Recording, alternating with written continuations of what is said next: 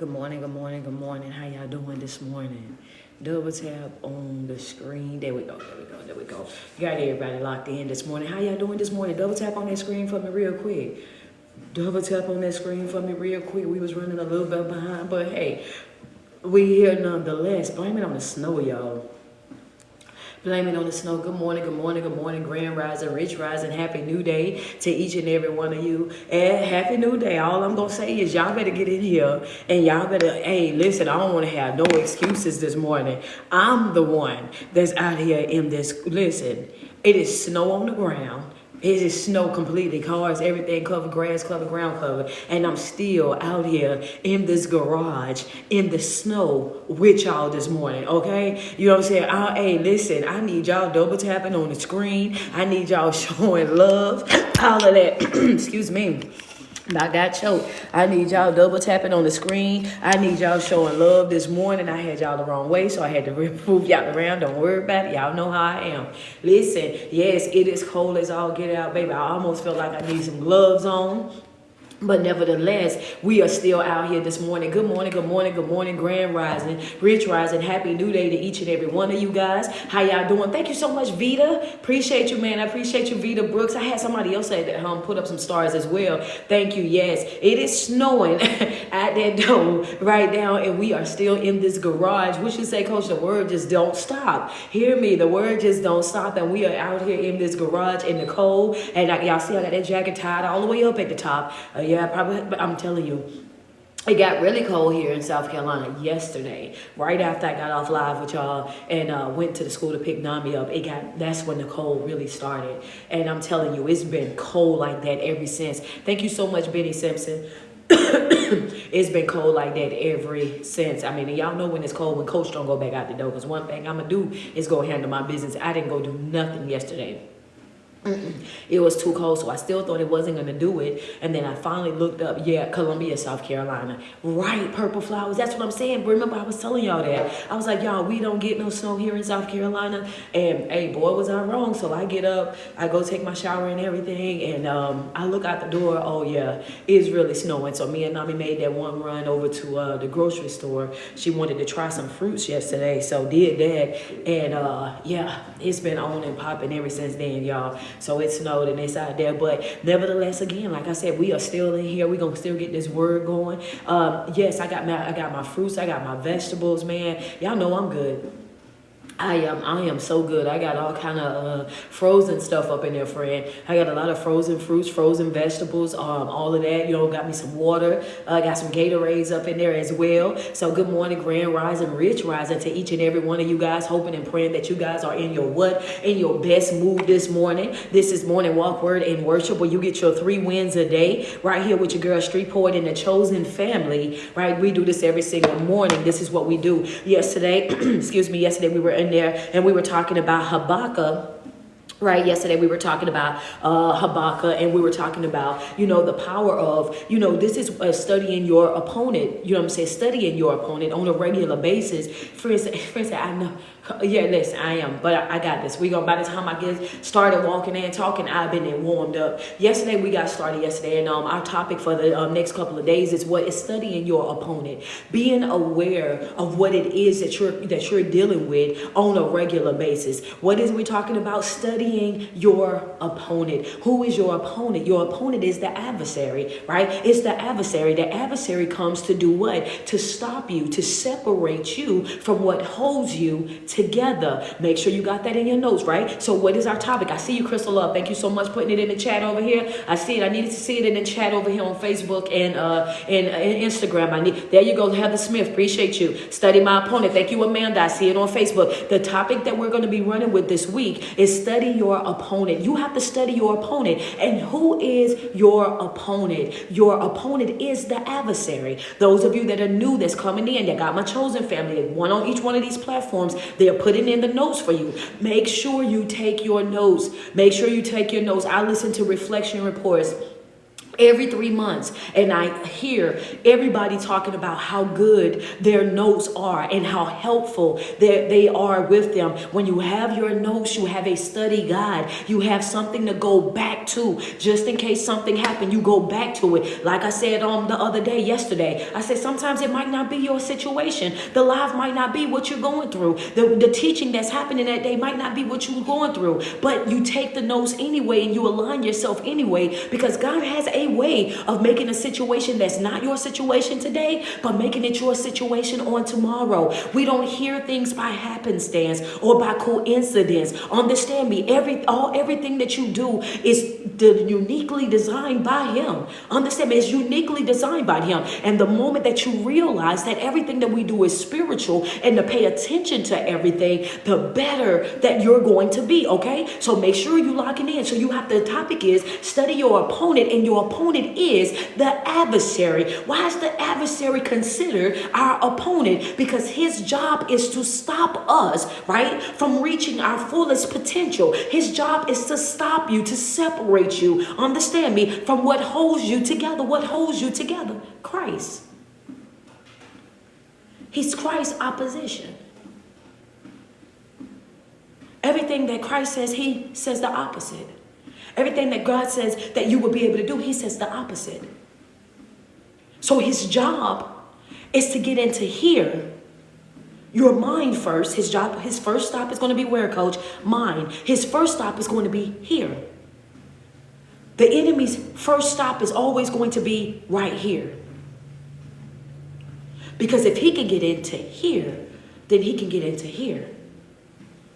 His first stop is going to be your mind. He has to get into your mind. He has to make you question what it is that you already believe. Put that in your notes. His first stop is going to be your mind. His job is to do what? His job is to make you question what you already believe. Understand me. Double check on that. This is good teaching. We got to get into it, y'all, because I'm already, it's cold out here, and I got to make sure I give y'all all y'all notes. Double tap on the screen. Hey, I want to make sure you got a note number one. No, number one, I see you, Lily, over there. Let's say, yep. Okay, there we go. First stop. First stop is your mind. There you go, Crystal Love. Appreciate that. Appreciate that. I see it over there. Heather G. I need them notes. I need them notes to start popping up over on IG. Okay, Heather Smith got IG. All right, so help Amanda out. Oh, and never mind. Amanda ain't need no help. She got it up. All right, there we go.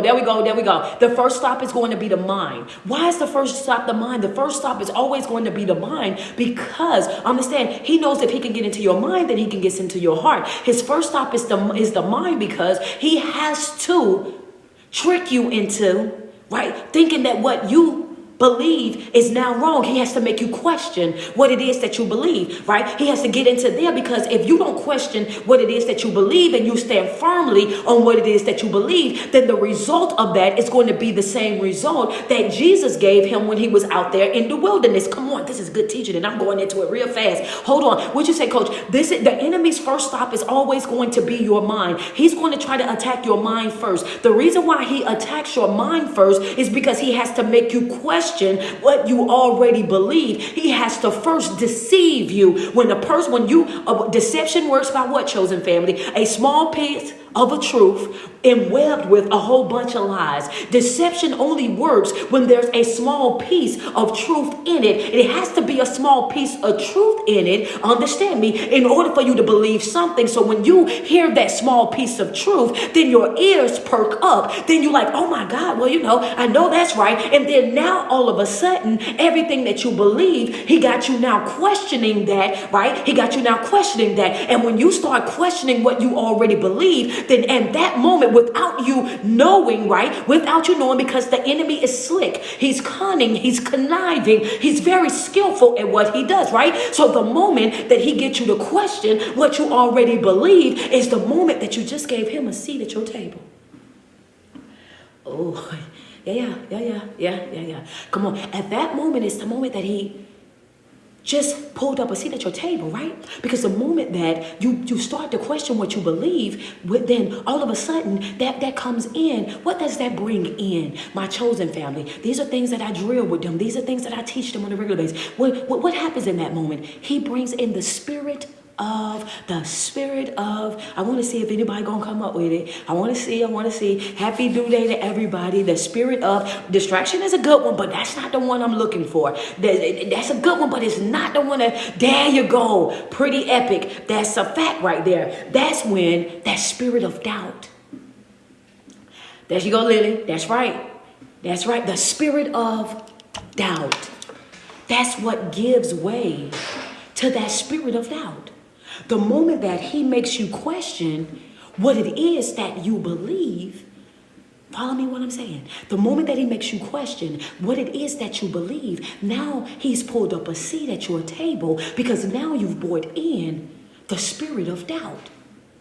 Everybody got it. Do everybody got it? Everybody got that note? Everybody, I know that's good teaching. That's yeah. That's deep right there. That's a good way to start this thing off, right? So you have to understand how important it is to study your opponent because the enemy is always going to operate, right? He's always going to operate with the same type of tactics. Ain't that something? The thing about this, a lot of times we're struggling in life and going through it in life and we really don't have to because all we have to do is open up the book. If we sit down and we actually study this book like how we were instructed to study this book and pull out our thesaurus and our dictionary, and even some of us can go the easy route and simply pull out your phone and you study this thing. They got Bible app on your phone and you get to reading your chapters, then you will become a person that is knowledgeable of how the enemy actually operates on a regular basis. So a lot of times when we're struggling in life, it's not that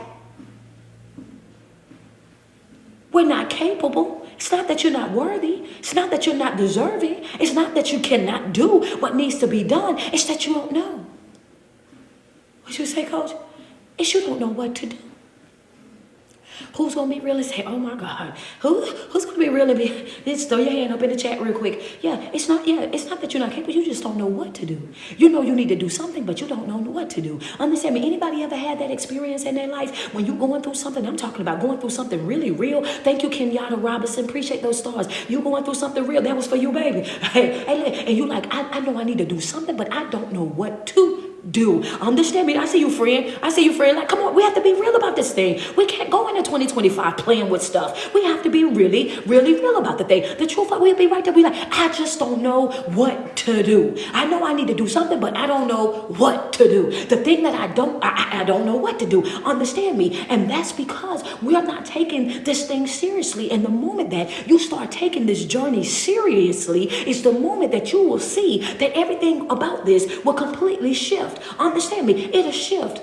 That's why the enemy goes with your thoughts. Everything, it'll shift. The moment that you actually start studying this thing, right? Studying this thing and locking into this thing, then you'll see your life shift because the enemy is aware of the fact that how you see a thing determines how you're going to use it.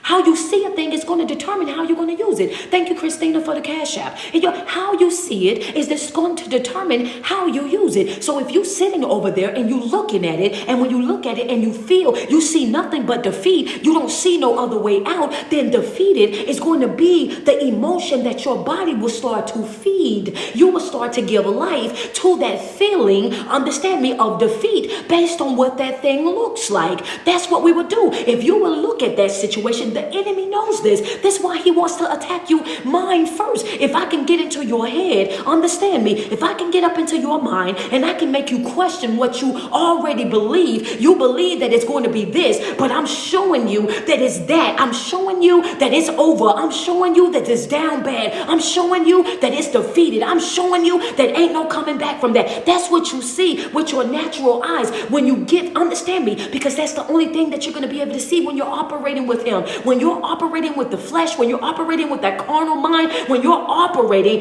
that type of way, then you have to know that you only see how far you can go in the natural.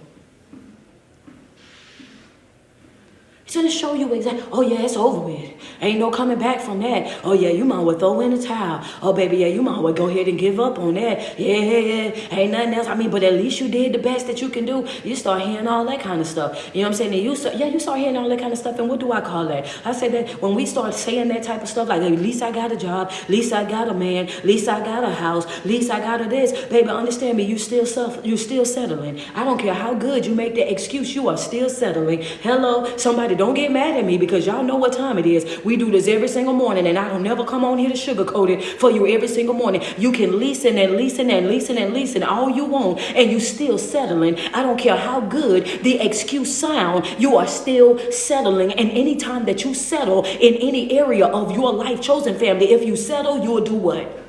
Settling equals what? I'm waiting on it in the chat. Double tap on my screen. Settling equals what? Settling equals what? We taking that all through. There you go, right there, Karina. That's right, Anne Marie. Come on, pull it up. There you go, Lily. I see it. I see it. I see it. I see it. Oh, they walking heavy with me. Come on, Body by Kira. I see you, Tasha. Okay, Miss Gant got it. Okay. Shamika got it. There you go, Latoya Lane. There you go. Okay, come on with it. Come on with it, man. Love. I see you.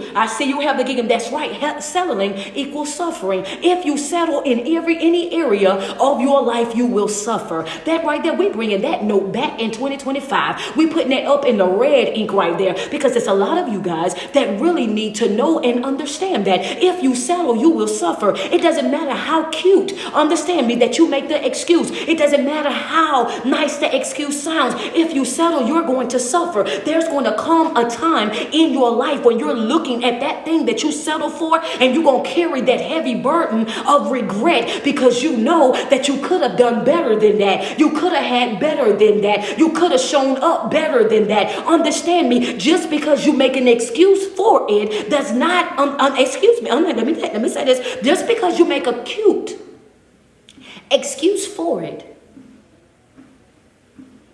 it's not going to erase what you know about it. You know when you could have done better. You know when you didn't do your very best. You know when you were slacking.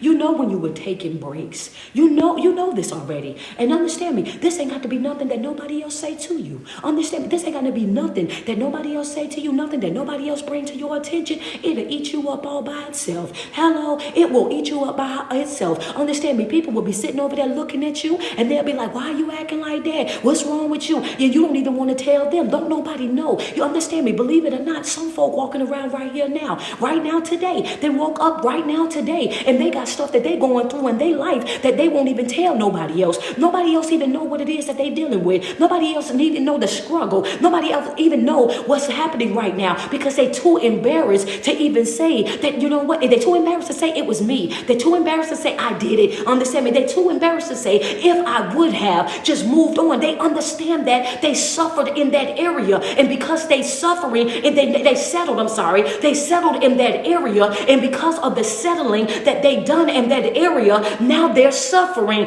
They know without a shadow of a doubt, had I walked away from that relationship, had I put in that 2 weeks notice on that job, excuse me, had I put boundaries when it came down to my friends, had I moved the way that I knew for a fact that I should have moved and done that months ago, done that years ago, then I would have been so much further than where I am right now. I know that I'm not living in my best life, not because of anybody else, but because of me. I'm not doing what I know that I should be doing, could have been doing, not because of anybody else, but it's honestly because of me. And what did I tell y'all in 2023? Baby, ain't nobody break my heart the way that I broke my own heart. Nobody could ever hurt you the way that you hurt you. Oh, come on, can we take ownership this morning? What you say? Studying your opponent is sometimes acknowledging the fact that you yourself can be your own opponent. Hello, studying your opponent is acknowledging the fact that sometimes you are your own opponent. Hello, come on, I'm going to wait on you. I need you to put that in your notes real quick. Someday, all of this, we still taking notes, baby. Understand me, we still taking notes up here. Sometimes you have to realize where you are contributing to your own suffering. You have to realize and see clear view. Understand me, where you're the cause of the pain that you're dealing with in that moment. Because a lot of things that we go through, it's not that we're ignorant to what we're going through. It's that we're going through with the mindset of, I think I can change it. Minister Jennifer, hold on a second. I'm going to come outside with you a little bit. Understand? We walk into that thing acting like we have the ability to change an individual, that we have the ability to fix an individual, that if we come over there, they ain't going to do it with me. And if I come over there, they ain't going to do it with this and they ain't going to do it with that. Good morning, Kaleidoscope. How y'all doing this morning? Double tap on my screen. This is how we show up. Newsflash, you can't fix somebody that don't want to be fixed. Newsflash, hello, somebody, yeah, come on now, understand me, that, yeah, you can't fix somebody that don't want to be fixed. You can't convince somebody that don't want to be convinced. You can't make somebody want something that they already don't want. And what happens when you get over there, friends say it again, you hear me? Listen, you trying to do me like TB's real quick. You can't convince somebody that's already convinced. You can't fix somebody that's already fixed. When a person has already made up their mind that this is who they are, this is what they are, and this is what they're going to do. You have to leave folk right there where they are. Understand me? So you go over there thinking that you have the healing spirit. You over there thinking that you have the fixing spirit. You over there thinking that you have the power, understand me, to come and do something here. And the truth of the matter is you end up wearing yourself out. You end up damaging yourself. You end up draining yourself. You end up using and abusing yourself. So what I'm saying to you today, a lot of you guys have issues with other people when it really wasn't the other people. The problem really was you. You were your own opposition. Hear me when I say this. Understand me. You're pointing the finger at other people and you're talking about how they used you, how they taken advantage of you, how they walked you like a dog, how they did this and they did that. And the truth of the matter is they gonna step back from that situation. And I've told you guys this before, and they're gonna look you eyeball to eyeball and they're going to say to you, I didn't ask you to do any of that. I didn't ask you to give me that. I didn't ask you to come through for me. I didn't ask you to volunteer. You volunteered it. Oh, that ain't going to sit well with some of y'all today.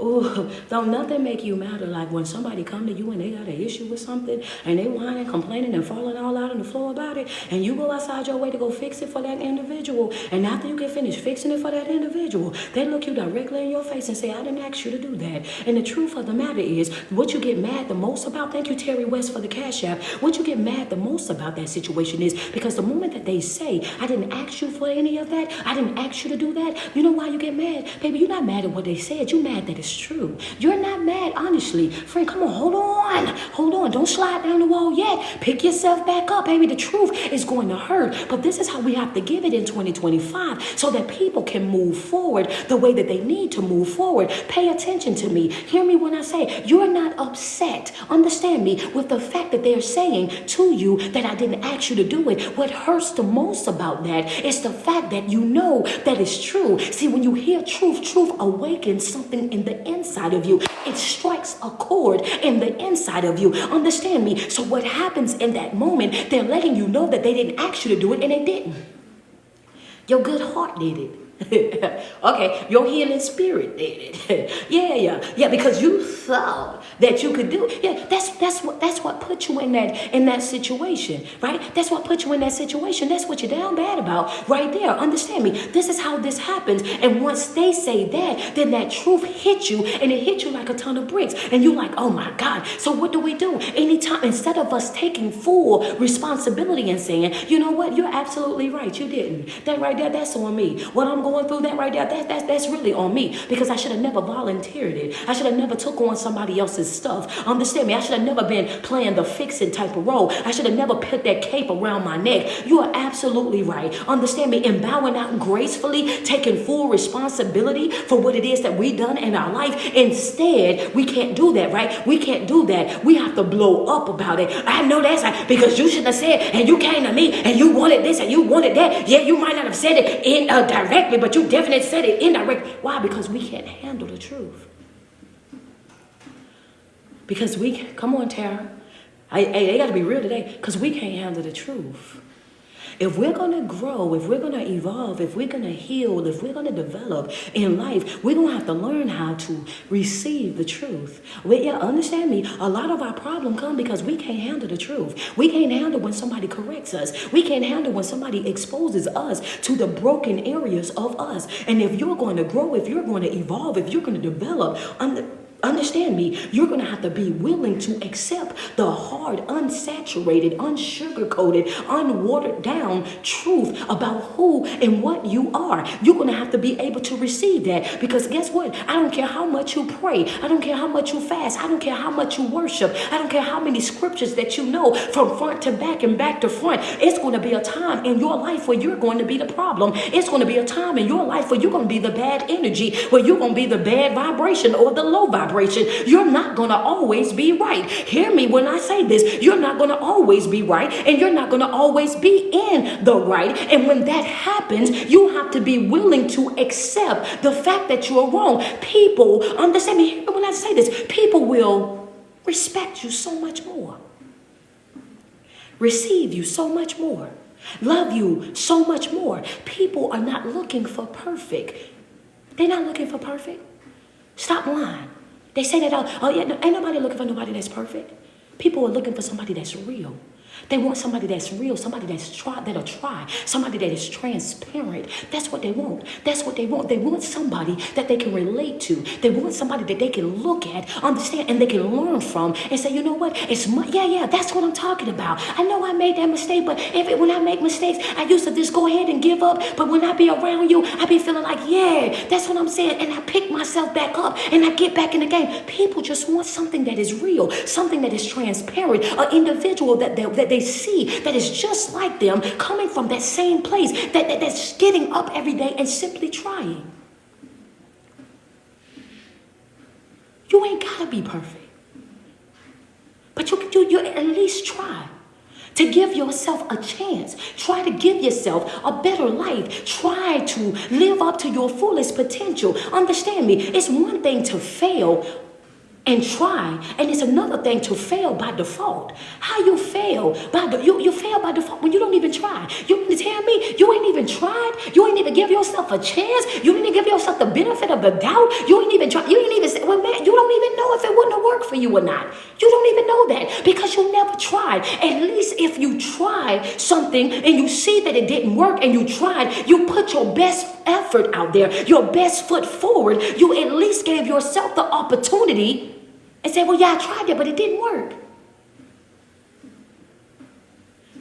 We be failing because sometimes we are our own up. Laziness, procrastination, excuse making, and not just simply not trying. Part of studying your up is also identifying when you are your own up, when you are your own problem. Accepting full responsibility for the role, for the parts that you're playing, and the hurt and the pain that you're dealing with in your life. Because one thing I do believe is this right here. When you correct you correct everything that's attached to you. I started saying that in 2019. 2019, as I continued to study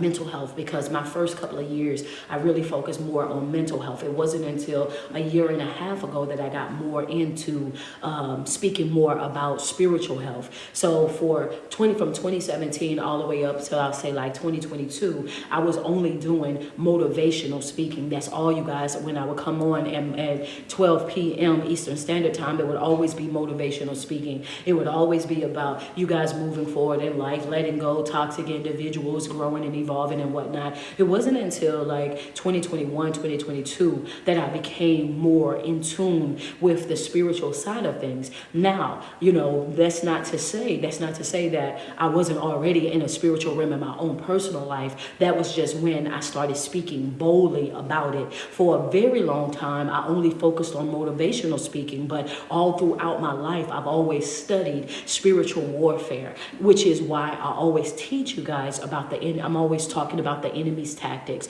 I'm always making you more conscious and more aware of things that's happening in your life and giving you, you know what I'm saying, different notes and stuff. And you kind of like, what happened? Yeah, I've been studying this stuff my whole entire life. Since I've been 13, I'm 40, about to be 47. That's how many years that I've actually put into that Bible, studying that Bible, you know, getting into different environments. But it wasn't until like 2021, 2022 that I realized the importance of having that balance. So in 2021, 2022, I started teaching the chosen family about having a balanced life all the way together, that you can't have a good mental health without having a good spiritual health as well. You have to have both of them. They have to be right there together, because if you have a good mental health but don't have good spiritual health, then that means mentally you're okay. And you can get up every single day, you can have a good time and it'll be no problem at all. But as soon as something that don't go your way, then you don't have anything to fall on. Then you fall flat. Then you throw in the towel. Then you give up on yourself. But if you have a healthy spiritual life and great mental health, then when things go wrong in the natural, you know then to tag God in. It's like, okay, I've come as far as I could come right here. Now it's your turn, because I can only go this far in the natural, but I know that in the supernatural, right? I know in the supernatural, you can take me beyond these limits. I know that there's no limits that this world can place on you. And this is the reason why you have to have both of these things right here together, that you have to be learning both of these things right here together. Because a lot of times we think that, oh yeah, because I got good mental health and I got this person and they telling me this, and this. That's all well and good. Understand me. To have good mental health. We want you to have good mental health, but you also have to have good spiritual health as well. And not only do you have to have good spiritual health as well, you have to have great emotional health. It's three parts. You have to, all of those have got to go together. You have to also have great emotional health, because if you have good mental health without good spiritual health, I just broke down, right? Then as soon as something happens, then you tap out immediately. If you have good spiritual health but bad mental health, then that means you pray right but you live wrong, right? You know the right words of prayer, right? But you don't live any of those prayers. So if you have a good spiritual health and a bad mental health, you pray right but you live wrong. That's the damage of that. And when you have good, understand me, if you have good mental health, good spiritual health, but bad emotional health,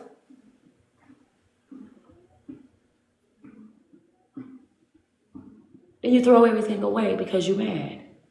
You throw everything away because you in your feelings.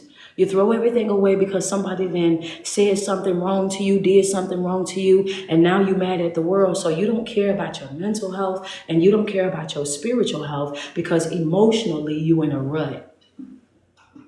You have to have all three of those things. All three of those things matter.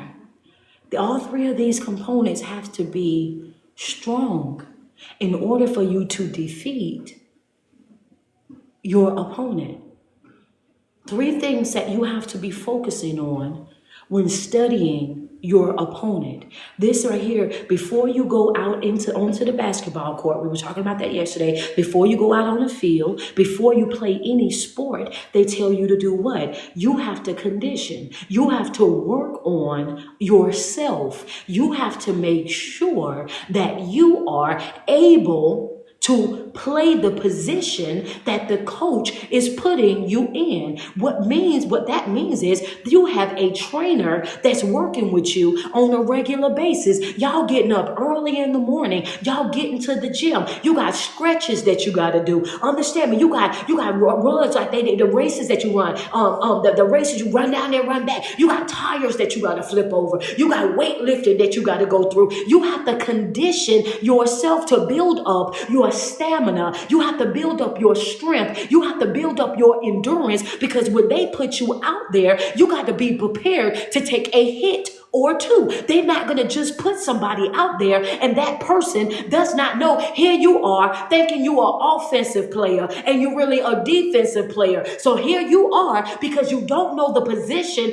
that you're playing. Understand me? And this is what we do in our regular life. I'm showing you how sometimes you are your own opponent. Understand me? You are the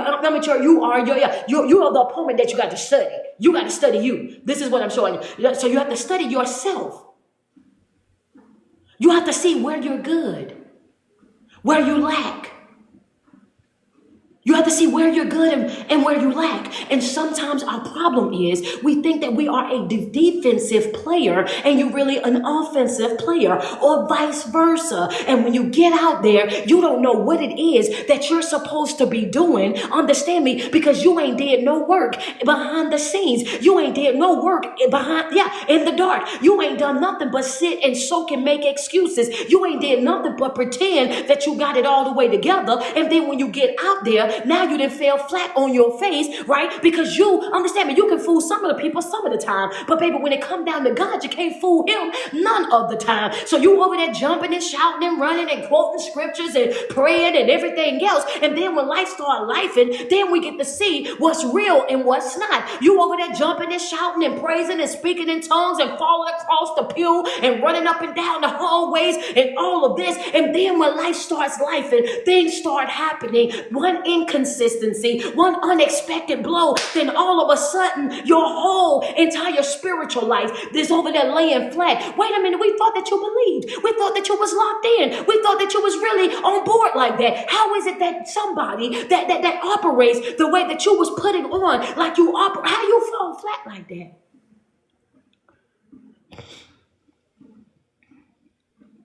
That ain't gonna work this year.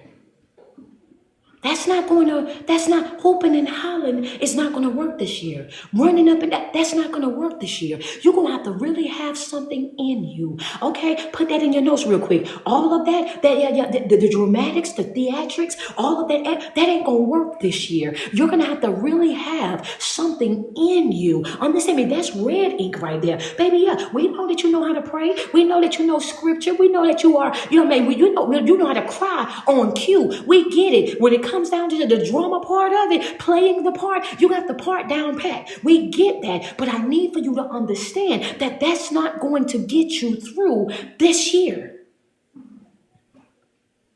It ain't gonna work. We are not here to perform. This is not a performance. You got one life. This is it. And it's time for you to take this life and handle business. It's really that type of time. This is really what we're on right now. And you know what I mean? And I have to be real with it, right? I have to be real with it because it's annoying when you see how is it that you show up and you know the words of prayer? How is it that you show up and you know the scriptures? How is it that you show up and you know how you're supposed to be praying, how you're supposed to be fasting, you know that you're supposed to be meditating, you know all these things that you need to be doing and you're doing none of those things. Why is that? That's a problem. And that should not only be a problem for Coach, that's a problem for you. I get upset when you're not doing it because it makes me mad to see somebody with so much potential, somebody that can do so many great things, but you won't see you how I see you. I see you as great. I see you as beautiful. I see you as capable. I see you as more than enough. And I'm constantly saying this to you, but no matter what I say, you're going to still do what it is that you do. You're lacking because of you. You're not happy because of you. You're not living up to your fullest potential because of you. You know exactly what it is that you're doing, but you won't do it. You're making excuses. You're making reasons. Understand me? You even getting comfortable in your mess. How? Don't you know you deserve more than that? Don't you know you deserve, come on, be real with me. Don't you know that you deserve more than what you're giving to yourself. You deserve more than what you're giving to yourself. Understand me. One more time for the folks in the baby, you deserve more than what it is that you're giving to yourself. You deserve more than that. You deserve more than that. That's not for your ears. That's for your heart this morning. You deserve more than that. It's time to step it up, really. It's time to go for the gusto. It's time to really go extreme in your life. Baby, that thing is sitting right there and that thing is waiting on you. You got to be willing to make that move. You got to be willing to step out on faith. You got to be willing to challenge yourself. What did I tell y'all? In 2024, I said when life gets hard, you do it harder. When life gets challenging, then you challenge yourself. You push yourself. You never give a place to the enemy. You always remember before anything, whatever he tell you, you believe the opposite. Whenever he tells you, you believe the opposite. Why? Because his job is to deceive you. His job is to trick you. His job is to make you think that what you know, you really don't know. Because when you start questioning what you know, then you just gave place for him to come in and instill that spirit of doubt. And the moment that you take on that spirit of doubt, then you become that same individual that Peter was on the water. Oh, come on, Coach. That's good. That's good. That's good. The enemy, I'm back right here real quick. He attacks you here because his job is to deceive you. He deceives you by taking a small piece of the truth and then webbing it with a bunch of lies. And because you hear the truth and the truth quickens something in you, you latch on to it. But you have to be careful about what you latch on to in 2025, because just because it sounds good doesn't mean that it's truth. Just because it makes your ears perk does not always mean that that's true. It might have some truth in it, but it's not the whole entire truth. Understand me? And this is why it's so important that you study, because you have to pull out the truth outside of the web of lies. Understand me? But if you're walking around and you're wide asleep and you're not willing to study, you're not willing to open up the book, if you're not willing to do the work, then guess what? You would take all of the lies and then the truth will be deep down inside it, but you would never experience that truth because you would never be able, you never took the time, never did the work, understand me, to get to the bottom where the truth actually was, so you never experienced it. Yeah. Okay. Okay. By the time, oh, Coach, wait a second. By the time, wait, Kira, give me a minute. I put that out there like that. I put that out there. Give me a second. Patience is key. Give me a second. What did you say, Coach? I said that when you are operating with that lazy spirit, that procrastination, that excuse making, and you never get up and actually do the work, then you will accept what the enemy gave you, right? Which is the truth deep down inside, but it's in the web with a bunch of lies, right? So you would accept that, but you would never expose or experience the truth. You'll never experience the truth because you never did the work, which means everything that they gave you, you make the assumption that it was all lies, but it was actually some truth down into it, but you never got to the truth because you was too lazy to get to the truth. So you just became comfortable with the lies.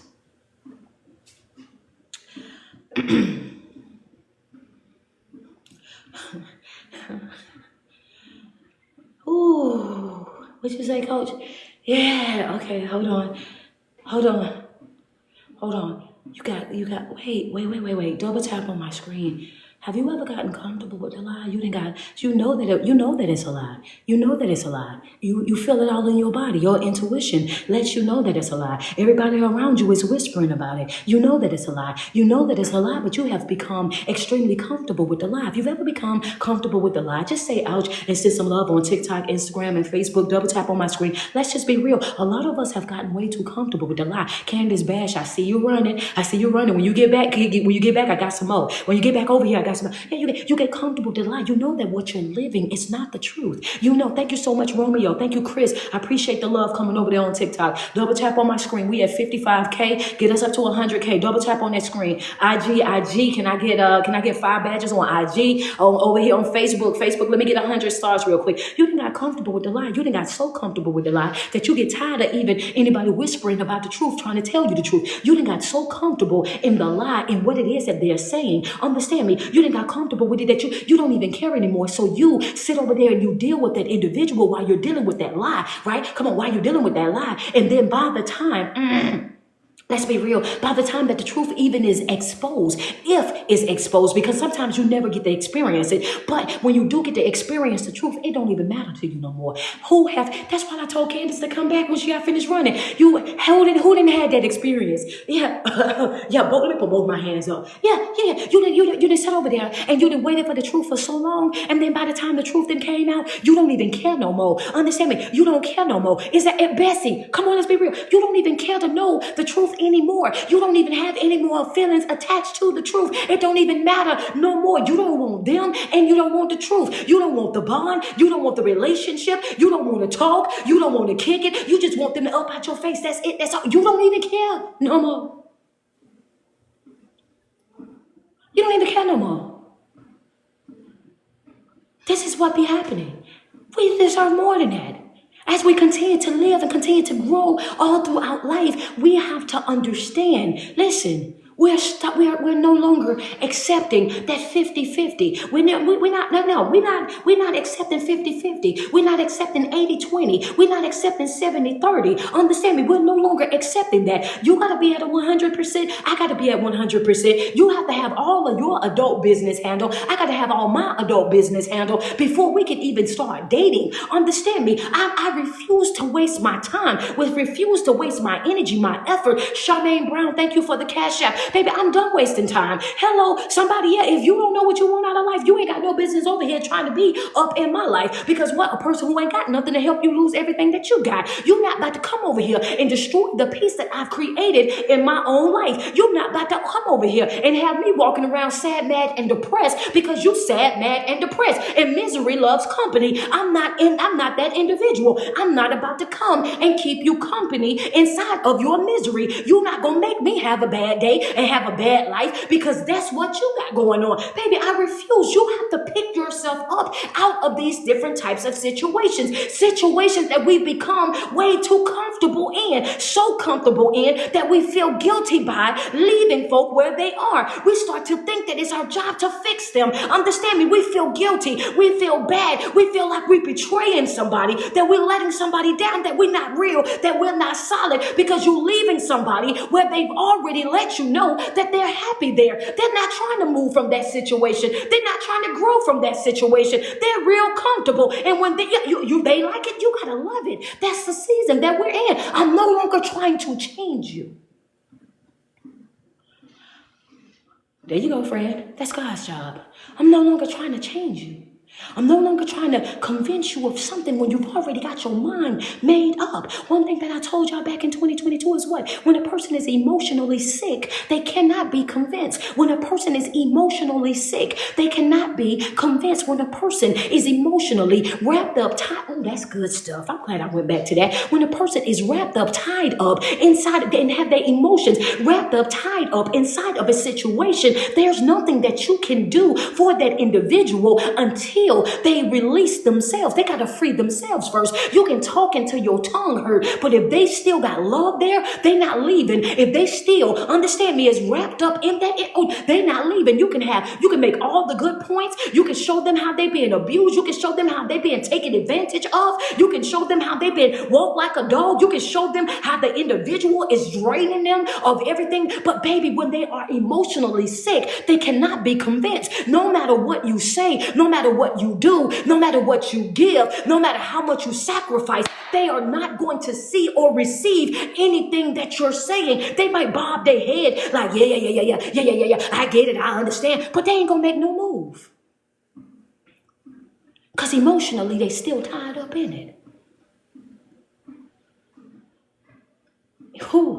Okay. Because emotionally, they still tied up in it. That's why you have to master the art of detachment. That's why you have to do what, coach? Part of studying your opponent is identifying when your opponent is wrapped up. Because sometimes your opponent is the people that you love the most. And we say that because sometimes the people that we love the most are the people that don't love us back the most. But hold on, that's another conversation for another day. I want you to understand that sometimes studying your opponent requires you, right, to master that art of detachment. You have to know when understand to detach yourself from an individual. You have to know when to let go. You have to know when to say, you know what, my job here is done. Enough is enough. Understand me? Because when I start loving you to the point where it's depleting me, then we have a problem. When I start showing up for you so much that I can't show up for me, then we have a problem. When I start prioritizing you and what you got to do and what you got going on over me, then we have a problem. I should never love you to the point where it depletes me. Studying your opponent is realizing when you gotta go. It's mastering the art of detachment. Sometimes you're gonna have to be out. And that's just the reality of it, baby. Sometimes you're gonna, some friends say, oh my God, you are so right. Sometimes you're gonna have to be out. You're gonna have to, yeah, and it's gonna hurt. I'm not gonna sit up here on this video and make and lie to you and sugarcoat it for you and make you think that walking away from somebody that you love, that you done built a relationship with, that you done built a family with. I'm not gonna sit up here and lie to you and tell you that that's gonna be the easiest thing, baby. No, the devil is a lie. That's gonna hurt. It's gonna hurt like hell, to be honest with you. It's gonna feel like you're ripping your heart out. That's how it's gonna feel. You're gonna feel like you are doing something wrong to somebody when you're doing it. And guess what? You gotta do it anyway. Understand me? You have to do it with a face full of tears. Understand me? You have to do it dragging yourself up out that situation spiritually, because it still has to be done. There's going to be some things in life that you're going to have to do, and it's going to be painful for you to do, but it's necessary for your growth and your development. That's just the reality of it all. Everybody that you walk away from, you're not walking away from them because you don't love them. Everybody that you're separating yourself from, you're not separating yourself away from them because you don't love them. Everybody that you put distance in between you and those individuals, it's not that you don't love them. It's just that you've come to the realization that what they want out of life, how they're living life, how they're doing life, is not in alignment with what you're doing and how you're living and how you're showing up. And you are in a place where I don't want those type of distractions. I don't want that type of responsibility of repairing all of your irresponsibility, constantly being the Superman, the Superwoman, possibly being Batman, being Robin, and doing all of these things. Me being attached to you, hear me being attached to you, it costs me too much. Me being attached to you, I have to sacrifice too much. It's too big of a distraction for me. Oh, yeah, come on. Come on, baby, yeah. Sometimes you have to be real about the situation, baby. You're too much of a distraction for me. As much as I want to love you, you make it too hard for me to love you. As much as I want to be there for you, see, you make it hard for me to love you. You make it hard for me to want to be there with you. Understand me? You make it too hard. As much as I want to do this, I really can't do this. Understand me? Because the spiritual warfare that's going on in the inside of me, because the inside of me knows that I deserve more, that I deserve better. The inside of me know that I'm making the right decision. Understand, but I'm in a battle right now with my head and my heart. My heart loves you, but my mind knows that you are no good for me. Understand me? This is what I'm dealing with. And now I'm in an era of my life where I have to honor myself. I have to honor what it is that I feel, what it is that I know. I no longer can pretend to not know. I can no longer pretend to be unaware. Understand me? I can't do that anymore. I can't do that anymore. Sometimes your opponent is going to be people that you love. And it's going to hurt. But it's going to be necessary. The enemy is always going to attack you in your mind first. He attacks the mind first because he first wants to make you question what you already believe. It's the power of deception.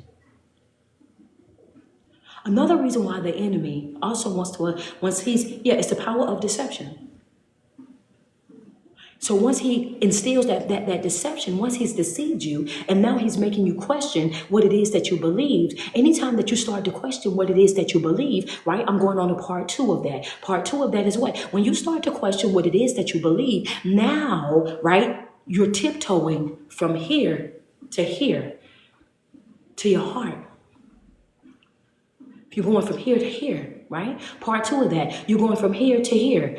Number one, he makes you, he attacks the mind first because his job is to make you question what it is that you believe. Right? So if you believe something and you believe it in, and you've been believing that for all your life, that's all you've been taught, that's all that you know, you hold that in your heart, right? Because this is something that you hold inside of your heart. This is what I hold in my heart. I believe this came from my great granny, this came from my ancestors. This is how it's always been, right? So now it's sitting right here. Now it's sitting right here. And anytime somebody if you believe something, if you wholeheartedly believe something your whole entire life, and then the enemy then came in and he then tricked you and deceived you into thinking that what you believe is not what you really believe, and that hurt. That hurt. You feel betrayed. Because why did they tell me that if it's not true? Why would you say that to me if that's not true? Why would you, wait a minute, why would you do that? Oh my God, you're hurt. So if the enemy can get you here, his job is to first trick you. His job is to first trick you into thinking, into making you question what you already believe. So once he tricks you there, he got you. You just got bamboozled. You just got finessed. You just got, you just got finessed. He done got from here to here and you ain't even know it. The second part is he wants to get to your heart. Why does he want to get to my heart, coach? Because my heart my heart houses. What does your heart hold? Chosen family, y'all in the chat, tell me the two things that your heart hold. What are the two things that your heart is the house of what? Your heart is the house of what? It's two things that I tell y'all all the time. It's two things. That's right. It's the center of your emotions. And your will. That's right, Karina. That's right, Trish. Your heart houses your emotions and your will. Your heart houses your emotions and your will.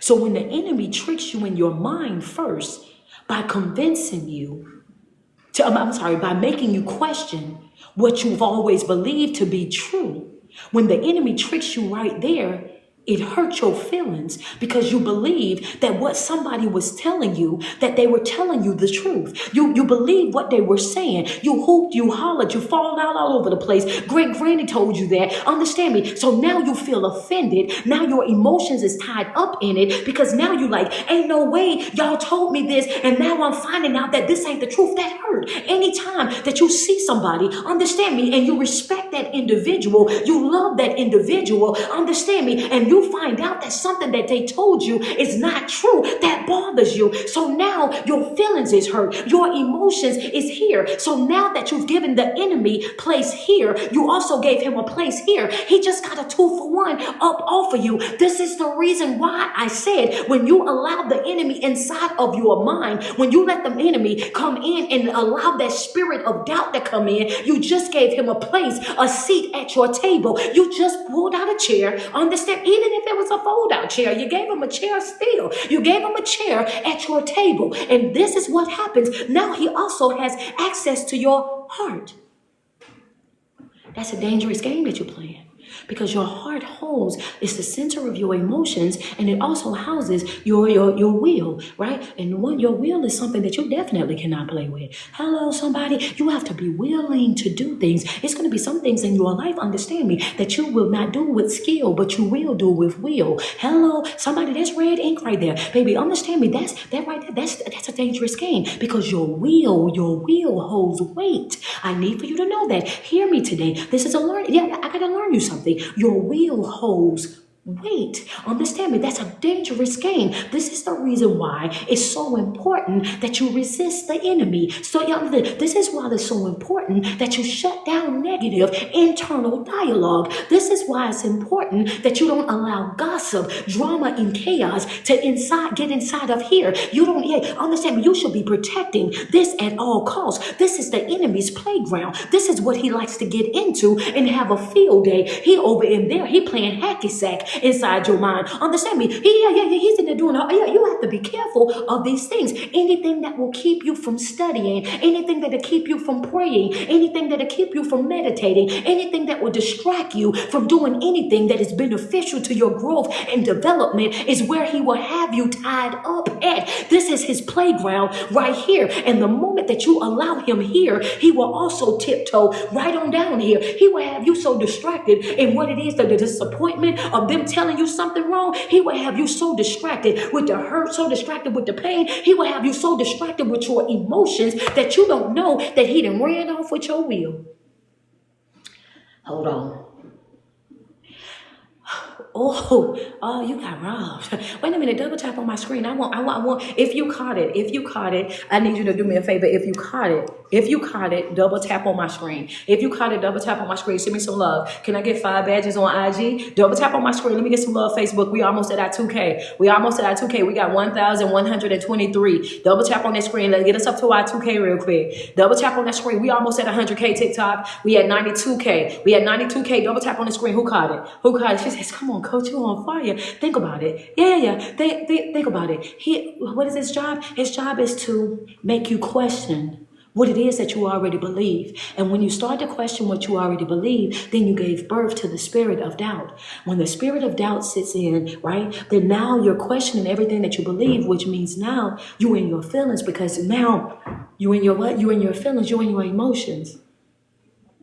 You're in your feelings, you're in your emotions, because you can't believe that somebody that you love gave you the wrong information. You can't believe that somebody that you respect gave you the wrong information. You can't believe that somebody that you knew and you trusted, baby, understand that you were submissive to, they gave you the wrong type of information. I can't believe that you misled me, and that bothers you, that hurts you, what? Your feelings, your emotions. And so the enemy does what? He keeps you caught up on the left side. Let's just call it the left side. So he has you caught up on the left side of things. He has you in your feelings on the left side of things. Let's just say that the left side is your feelings. He got you caught up in your feelings. And when you're caught up in your feelings, I'm just going to break down what some of us had already caught, right? So when he got you caught up on the left side, that means that the right side is uncovered. Understand me? That means that the right side is uncovered. So the enemy has you tied up over here in your emotions. He has you frustrated, agitated, and annoyed and distracted over there. But the fact that your feeling is hurt, that you don't even realize that he just ran off with your will. Oh, come on, Crystal Love. That he done ran off with your will. Wait a minute, coach, you can't just say something like that. That's a bold statement right there. He just ran off with your will. And you have to understand in 2025, baby, hear me when I say this, your will holds weight. Your will holds weight. You have to be careful with dealing with your will. Your will holds a lot of weight. Why did you say your will holds weight, right? Let's go back to this chosen family. What did I teach you? I taught you guys. I said this to you. I said you can have 1,000,000 thoughts a day. You can have all types of thoughts, but your thoughts are just random thoughts until you apply your will to it. You have a thought here. Understand me? And it's going to be just a thought, and it won't mean anything until you apply. You'll attach your will to it. When you attach your will to it, that's when you create action in your life. When you're laying in the bed and you like, oh, I want to go downstairs, that's just a thought. You're thinking about going downstairs. It doesn't become a thing that you're doing until you get up. When you decide that you're going to get up and go downstairs, that's when you attach that thought to that will. Understand me? That's when you attach your thought to your will. You don't move until you're willing to move. You don't make it until you're willing to make it. Understand me? This is how this works. So when you over there wrapped up in your emotion, he has attached to himself to your will. And that's the reason why when you get into your emotions, you get stuck. Oh, that's teaching. Yeah, that's why when you, that's when, oh, wait a second, wait, what did you say? So that's why when you get into your emotions, you get stuck. That's a note for you. That's what you should be out of your emotions. And 2025, baby, I'm removing the E, and it's nothing but motion. I'm removing the E, and it's nothing but motion. I have to remove that E. I'm staying out of my emotions. It's just removing that E, and it's motion only. Removing the E. Remove the E. Somebody just put it in my chat. Remove the E from emotion in what you have. It's just motion, baby. It's just motion. Thank you, Rashad. It's just motion. It's just motion, baby. That's it. I gotta do it even when I don't feel like it. I gotta do it even when I'm not in the mood. I gotta do it even when I don't want to do it. I've removed my emotion off of it. Now I get up every single day and I do what I need to do. Understand me? I do what I need to do because I know that that's what I need to be doing. And sometimes I may feel like nothing is moving. Sometimes I might feel like, oh, I'm not growing. Sometimes I might feel like, oh, I feel like I didn't plateau. Sometimes I might feel like, oh, it ain't doing this, it ain't doing that, because it ain't a big old wave coming through. Sometimes you're going to feel that way. Can we be real? Sometimes you're going to feel that way, but guess what? Even when you're feeling that way, you have to do it anyway. Understand me. That's just another trick of the enemy to trick you into thinking that you're not growing, that you're not evolving, that you're not healing, that you're in the same place that you was at 2-3 years ago. His job is to trick you into thinking that. But the truth of the matter is, this is the reason why I have you guys journal. This is the reason why I have y'all journaling every single day. Why? Because when the enemy start telling you that you're not growing, that you're not evolving, that you're not making any progress, then you can look back in your journal and there it sits in black and white. Understand me, yesterday was a hard day, but I noticed that because of my studying, I noticed because of my new prayer life, I noticed because of my new fasting life that I was able to push through everything that I got. And so today's going to be a better day. And you look at that and you say, wow, 2 months ago, I would have never done that. 2 months ago, if I would have had that type of day, then I would have been still sitting in that same type of day. That's the reason why. I don't just tell you to do homework for no reason. I don't just say, oh, I want you to journal for no reason. No. That's because it's going to be beneficial to your growth and development, because nothing will motivate you like you seeing your own growth in real time. Understand me. Is it going to be hard? Yes, it's going to be hard. That's the enemy's job to make it hard. Oh, I ain't used to journaling. I ain't used to writing stuff down. I don't know if I'm going to really have the time to do it. That's exactly what he wants you to feel. That's exactly how he wants you to feel. That's exactly how he wants you to show up in life. Oh, you can't journal. It requires too much. You ain't going to have time to sit down and do it. Yeah, and I just told you how powerful that journaling really and truly is. Baby, when it's in black and white, it's undeniable. Understand me. It's right there. And whatever color that you're going to write it in, it's right there in your face. So you cannot deny the fact that you're not the same person that you was 3 months ago. You cannot deny the fact that there's been growth, there's been development, even if it ain't been massive growth and massive developing. Understand me. This is why it's so important. This is why it's a tool. Understand me. I don't just use this tool. The therapists use these tools as well. Understand me. The ministers, everybody use this tool. This is a powerful tool. Why? Because it shows you. It's not something that people just make up. But the truth of the matter is, get back to it. The truth of the matter is, when the enemy has you focused in your feelings, that's when you become stuck. You become a person that you're so consumed and so preoccupied with your feelings and your feelings being hurt that you will never make a move, that you will never step out, that you will be so consumed with that. Then you'll start speaking negative things over your life, like, oh yeah, depression did set in. You'll start saying things about your life like, oh, the depression then came. I'm just having stress attacks. I'm just having panic attacks, and my life just not lifing right now. And I just got this going on and got that going on. And that's when all of that stuff starts happening.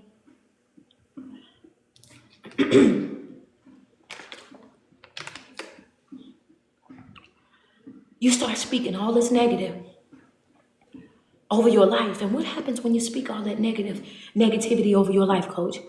Then your body starts to respond to everything that you just spoke over your life.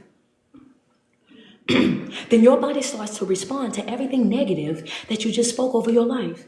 The moment that you said that you could not do it, you woke up every negative energy, every negative spirit around you. The moment that you said that you could not do it, that you would not do it, that you're not strong enough to do it, the moment that you said the spirit of depression, the moment that you called its name, its ears perked right on up. You summoned that spirit. You gave place to that spirit in your life. The moment that you said the spirit of depression have consumed me, the spirit of, understand me, anxiety, stress is consumed me. I just feel so tired. I just can't give up. You gave them a job.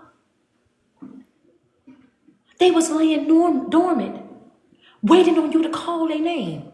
They was laying dormant, Not active at all. Just waiting on the opportunity. They wait, they stay ready. The same way I tell y'all to stay ready, because the enemy is going to and from, looking to seek who he can devour, who he can destroy. When I told you that, don't think that the negative spirits is not doing the same thing. His people is doing the same thing that our people are doing. They're waiting on the opportunity. They're waiting on you to get down bad. They're waiting on you to have those negative thoughts, those negative feelings, so they can swarm right on in. And baby, they don't come one or two. They come in heavy. Understand me? They're coming heavy. They're not coming one or two. They're coming real heavy when they come. They want to because they got to make sure that you stay down. Have you ever watched WWE? I got sons. We didn't watch WWE in this crib. Understand me? When they got WWE and when they pin you down, they pin you down. Understand me? They jump up off the rope on top of boom. You laying flat on the mat. Look like they done knocked all the wind up at you. They got one leg folded up. This the figure four. They put you in the figure four, baby. Understand? They got one leg pulled up, the headlock, got you pinned down on the mat. This is how it's happening. That's how they do.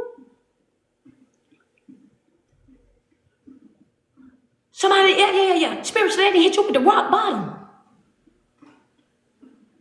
Ain't that what they call it? The rock bottom. They call my son. I think it's called the rock bottom. Yeah, they put you in the figure four. Spiritually, they got you in the figure four. Spiritually, they hit you with a rock bottom. You over there folded up like a pretzel. This is what they got going on. Understand me. This is what happens when you give place to the enemy. This is what happens. I need for you to know that this is what happens. This is why you have to watch your thoughts. You have to watch your words. You have to watch how you show up on a regular basis in your life. You cannot allow yourself to have that. Yeah, you can't do that. Because when he has you preoccupied over here, then he's robbing you over here. And you don't even know that you've been robbed until you turn around and need something that he didn't took.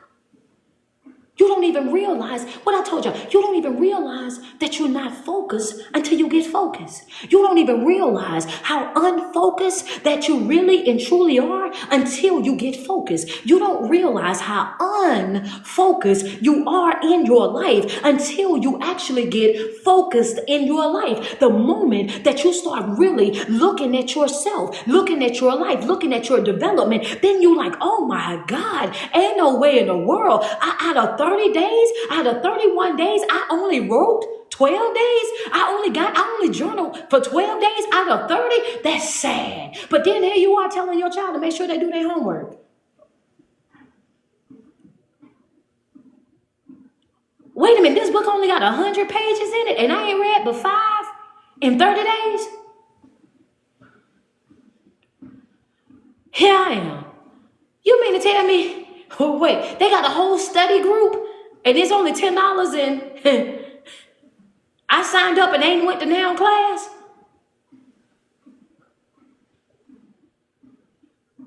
Accountability, y'all.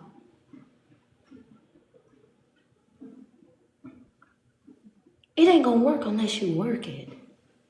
Your life is not going to work for you unless you work it.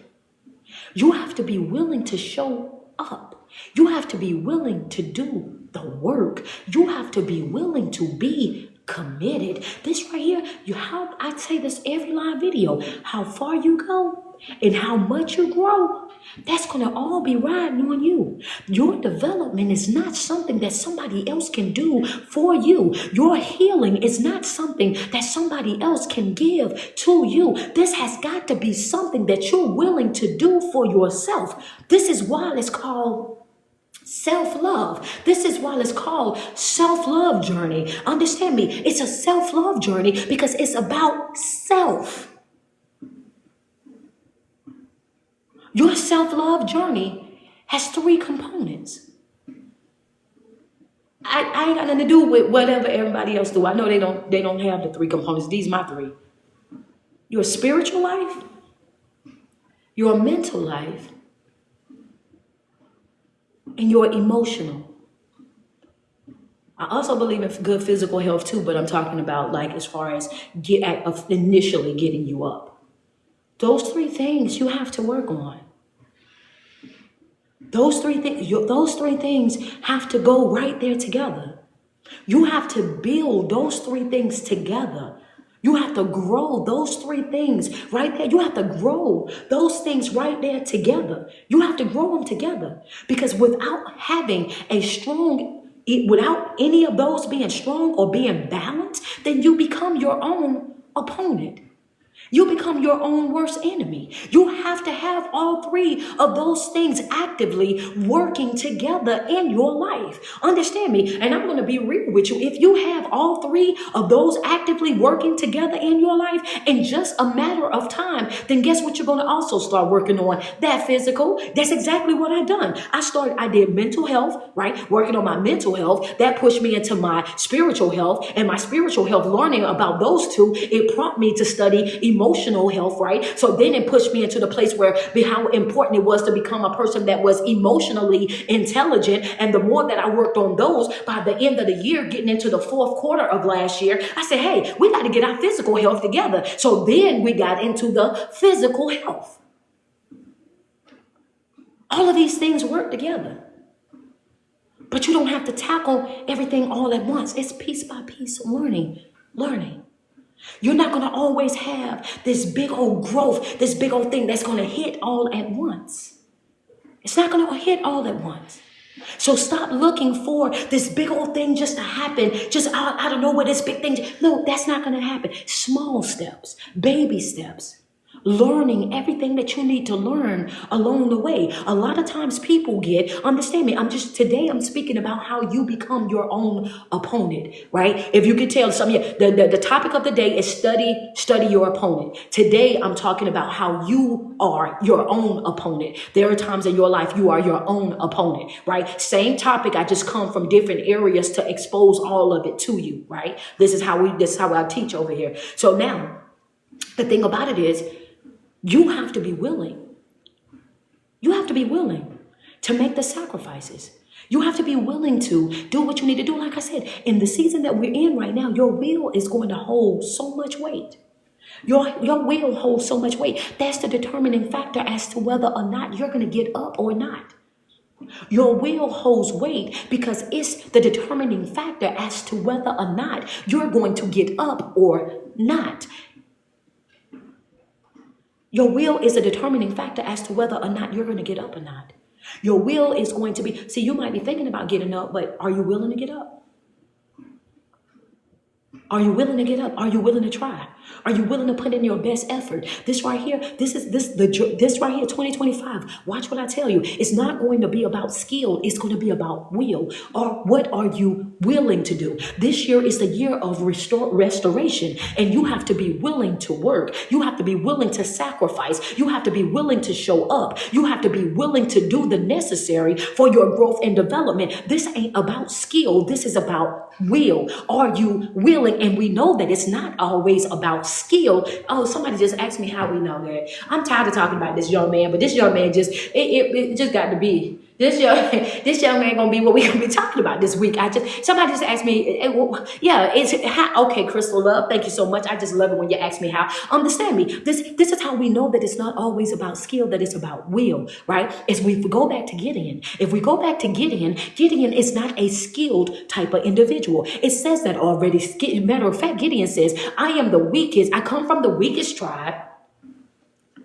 And I'm the weakest in the tribe, which means he's not as skillful as David was. David was a born warrior. David was a born skillful at everything he done, from herding the sheep to being the king to operating with a slingshot. David was not the one to play with. He was a very skillful type of individual. He knew exactly what time it was. Understand me? He was a person that was operating out of skill, right? This is a skillful individual. This is not Gideon. Gideon is not a skillful type of individual. He says, hey, look, wait a minute. Let me tell you something. First of all, I'm from the weakest tribe. My folk, baby, we is weak over here. Understand me? This how y'all show up every day in life too. Wait, let's not play around with it now. Let's not try to judge Gideon, because some of y'all got that Gideon type of spirit too. As soon as somebody's asked you something, you already, well, my family been a whole, all they did was drink. All of them been strung out. All of them been this and all of them been that. You know, we just come from this type of people. Y'all show up as Gideon. As soon as somebody asks y'all about y'all family, y'all show up the same exact type of way that Gideon showed up. Who is you? I come from the brokest family.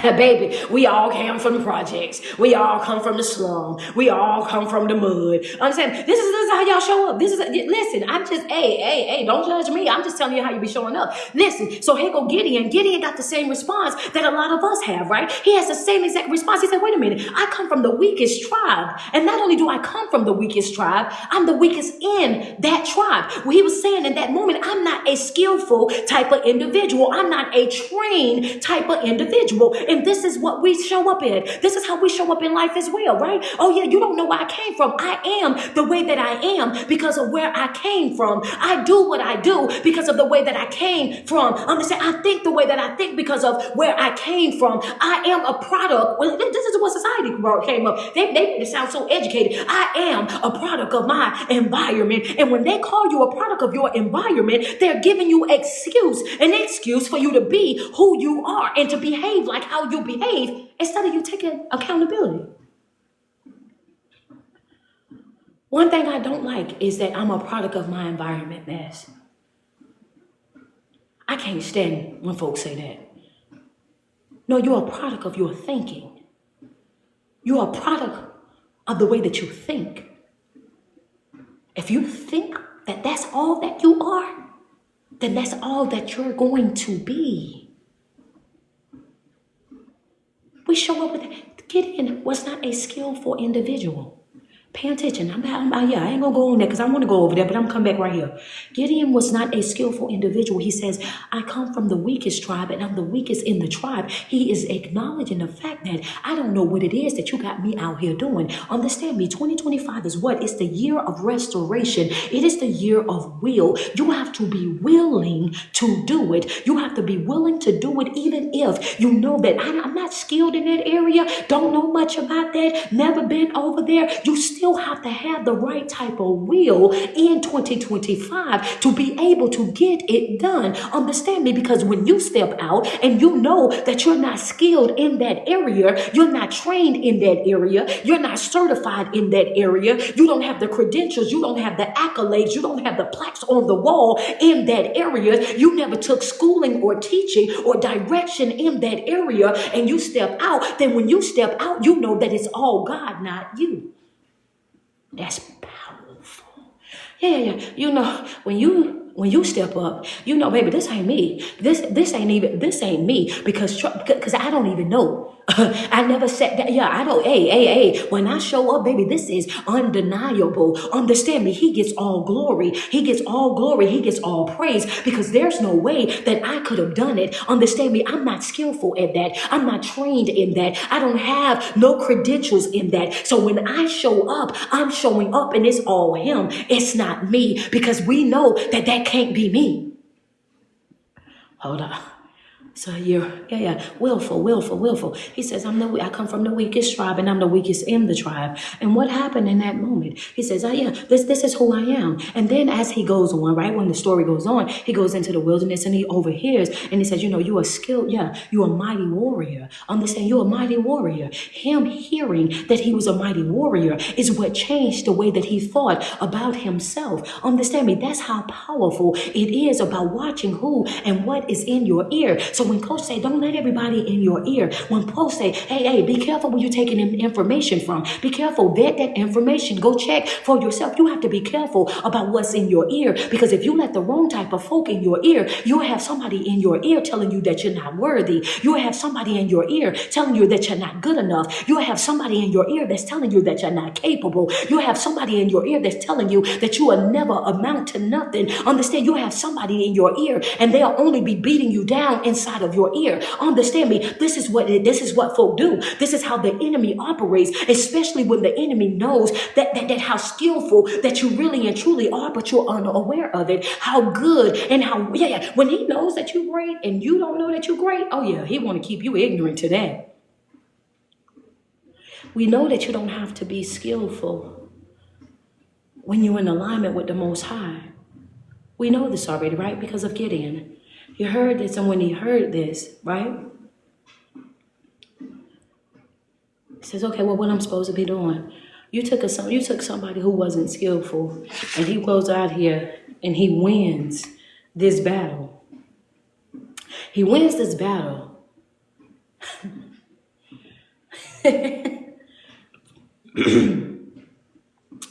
He gets out here and he wins this battle.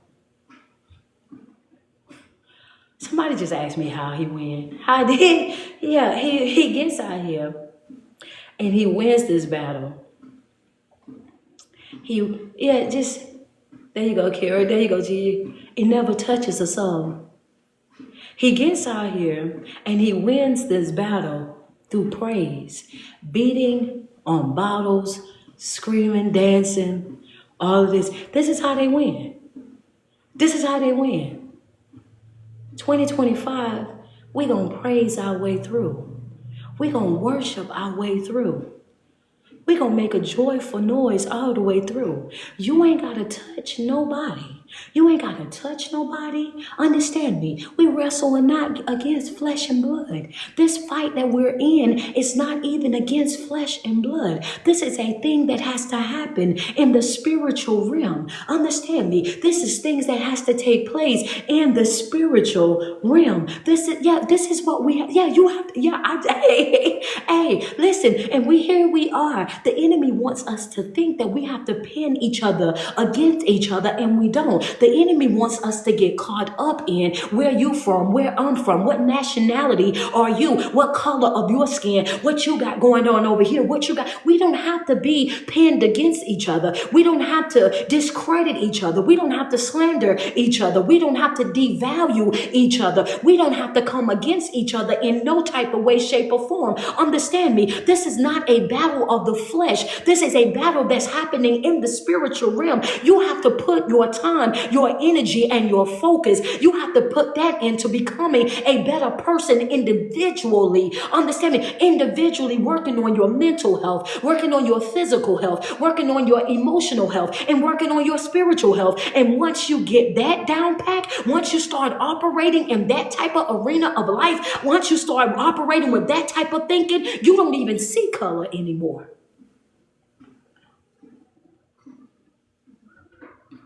We are all spirits wrapped in flesh, and spirits have no color. You are who you are, I am who I am, and we're all one in the body of Christ. We are not going to be pinned against each other. We're not going to be warring against each other. That's a distraction. As we continue to move forward in life, you have to know that these are tactics, these are tricks of the enemy. This is how he operates. If he can keep us focused over here in our emotions, focus over here in negativity, focus over here, arguing back and forth and thinking that this is how, no. Then he keeps us from working over here. If he keeps you focused over here in the negativity and the brokenness and the things that you've gone through, then you never work it over here. You have to be willing to step up out of that. You have to be willing to move away from that. You have to be willing to separate yourself from that. This is what you have to do. And this is not about being skillful. One more time for the folks in the balcony of the virtual church. Baby, this is not about skillfulness. So stop saying, oh, I don't know if I can do it. I don't have the right skill. And I ain't never did this. Baby, as long as you speak that over your life, then you never will. Understand me? Then you never will. This ain't about you knowing how to quote scriptures like sister so-and-so, knowing how to pray like brother so-and-so. This ain't about that. This is you being the best version of you. You ain't got to compete or compare yourself or your journey to nobody's, because we all are uniquely designed. Your journey is not going to look like sister so-and-so. Yours is not going to look like brother so-and-so's. Yours is about just strictly just you. Just you. Blinders on, eyes forward. Your job is to create your very best self, not your very best this and your very, no. You can't do that for them.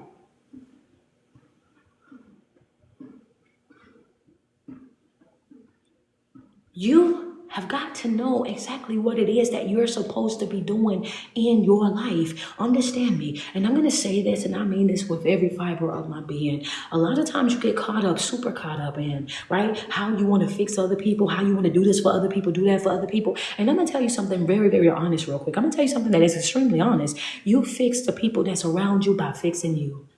You fix the people that surround you by fixing you. Understand me. You fix the people that surround you by fixing you. And again, I said I didn't know we was going to talk about Gideon, but that's just what hit my mind. So yeah, and again, that's the same thing that happened with Gideon, right? So you go out here. It's just Gideon that gets the message. The angel only made himself seeable to Gideon. The rest of the people did not see this angel. Matter of fact, they've been out there in the wilderness for like 7 years, whining and crying and begging God to come and help them. And he ignored them for like 7 years because of their disobedience, because they was out there doing whatever it was that they wanted to do, and they wanted him to come and save them. And he's like, you know what? I'm tired of having to come and get you out the same situation over and over. I'm tired of coming over there and having to do this and do that because you keep deciding that you want to bow down to this God, and now you want to bow down to that God. And when it don't work out for you, then you want to run back over here to me. So let me tell you what I'm going to do. I'm going to shut off heaven from y'all. I'm going to shut off heaven from y'all, right? So then when he shuts off heaven from them, understand me, now they whining and crying and they're going through all the stuff that they're going through. When the angel appeared to Gideon, Gideon was the only one that actually saw the angel, right? He's the only one that saw him. And when he saw him, he couldn't even believe it himself. It's going to be some things in your life that you're going to experience this year if you're doing the work that you're supposed to be doing and aligning yourself the way that you're supposed to be aligning yourself. There's going to be some things that's going to happen in your life and appear to you in your life that you ain't going to even believe that you're able to experience. And this is the experience that Gideon was having. Understand me. He could not believe that the angel chose him. Like, wait a minute, me? Out of everybody, me? I didn't even know I was qualified. I didn't even know that anybody noticed me. I didn't even know that I was good enough. What am I doing in this room? This is how it happens when you're in alignment with the Most High. You have to understand that favor ain't fair. He's always going to choose the one that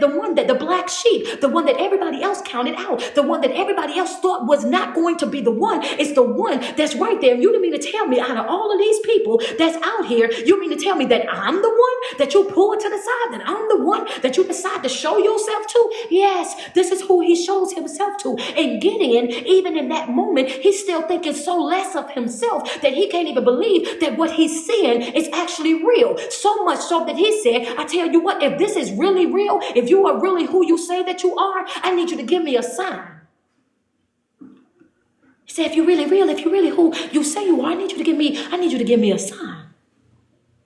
So Gideon go get stuff. He said, you'll be right here when I come back. Gideon leaves and he come back, right? And when he come back, he put the stuff right there, right? He put the bread and the lamb stuff. He put all the stuff over there. And then the angel takes his staff and set it on fire and consumes everything that he had right there. Sign number 1. He said, I'm really showing me to you. Some of you right now, God is saying, I'm doing everything in my power to show you that I'm trying to bring you out of that situation. But baby, no matter how many times I prove to you who I am, what I am, and what I'm capable of doing in your life, you are over there running scared. You can't even see past your own trauma, past your own pain, past the things that you're going through to see that I'm opening doors in your life. I'm creating opportunities in your life. I'm showing you in every way that I possibly can that you don't have to stay in that situation that you're in. I'm showing you in every single way possible. I'm giving you sign after sign, wonder after wonder, that I got a door that's sitting right there that's open for you. And all you got to do is walk through it. But you have to be willing to walk through it. And you won't even get up. You won't even get up and walk through the door. The door is open. Do you know how crazy that is for you to be sitting on your couch and the door is wide open and you won't even get up off your couch to walk through the door? You sitting on the edge of your bed, and I've already showed you in more ways than one that I'm going to do this for you. Not only am I going to do it, I'm going to do it real big for you. Understand? I'm going to do it extreme for you, but I need for you to participate in what it is that I'm doing. I cannot do what I'm going to do without your participation. Understand me? I can't do what I'm going to do in your life without your participation. Understand me? I need you to be willing to surrender the vehicle. Understand me? I told you this yesterday. Yes, we are the vehicle. And he said, I need you to be, I'm trying to convince policy, the vehicle, but you holding on to the steering wheel. I need you to let go of the steering wheel and get over into the passenger seat so that I can drive this here car to get us where we need to go to. But you are so used to being in control that you don't want to let the steering wheel go so that I can drive us. I know where we're going. I know what we need to do. You got eyesight, I got insight. You your own opponent. You your own opponent. Like, get out of the way. Slide over. You holding on, he pushing you, know it. Get out the way. Get in and say, I need you to give me a sign to show me that I can do this. He's like, I'm giving you signs. I'm consuming. He consumed everything that was there. But just like us, after you've experienced a certain level of pain, a certain level of heartache, a certain level of betrayal, a certain level of letdown in your life, then what happens? Double tap on my screen. Can I get 5 badges on IG? We need 600 more stars on Facebook. We almost there. We got 1,404. Double tap on the screen. We at 163. Okay, TikTok, y'all almost at y'all 200K. Double tap on that screen. Get us up to our 200K real quick. After you experience so much pain, so much heartache, so many letdowns, after you've gone through so much in your life, can you imagine? Yeah, you can, because we done been through this. You got 7 years of turmoil, 7 years of struggle, 7 years of a bad relationship, 7 years of a bad marriage, 7 years or more, understand me, of constant drama. You've been in this drama, in this generational curses, and this windmill of things one after another, just shoo, shoo, shoo, shoo. Something happening every other day is something so much so that you can barely catch your breath. Every time you take 2 steps forward, you feel like life coming, wow, knock you 17 steps back. Understand me? And you on this thing and you going through and you're going through and you're going through, so much so that you've gotten used to doing nothing but going through. So if you're not going through, then you don't even know that when you're not going through, you think something is wrong. When life ain't life and you think something wrong, that makes your ears perk up then more than anything, because you like, oh my God. The thing about it is, I'm so used to going through that when I'm not going through, then life don't even feel right no more. Understand me? This is the mindset that a lot of us have. We've gone through so much in life that we've turned our trauma into our personality. We've trained the things that we've gone through. That's now how we show up in life. We show up like people that are beat up. We show up like people that are broken. We show up like people that are betrayed. We show up, and when we show up, we got our hearts and our hurt and our pain all over us. When we show up like everything that we've been through. We show up, come on, hear me. We show up like everything that we've been through. We show up like every friend say, I threw my phone. We show up like everything that we've been through. That's what you see first.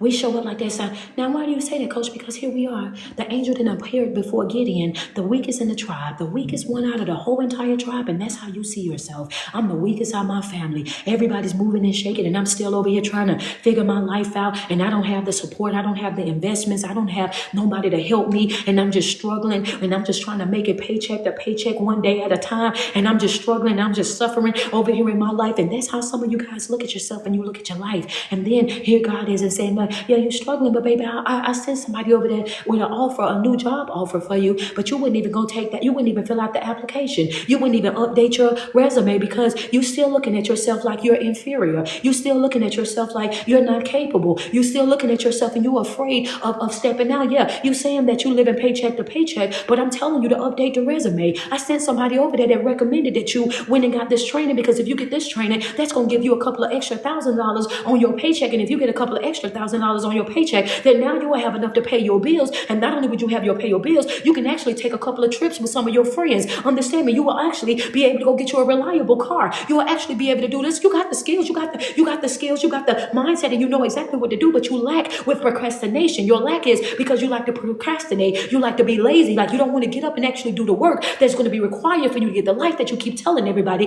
that you want. Understand me? You show up, and when you show up broken. You show up like you're not worthy. And even even in this situation with Gideon, now he done showed up and he done consumed it. Gideon's mindset, because he had been through so much in his life, he could not steal, even with him consuming the offering that Gideon had put to the side for him. Guess what he said? He said, wait a minute. I know that you've just consumed this. I know that you just consumed everything that I put right there, but can you give me another sign? Can you imagine that? I didn't showed you who I am. I didn't made myself visible to you. I've consumed the offering that you gave to me, and you still don't think that you're good enough.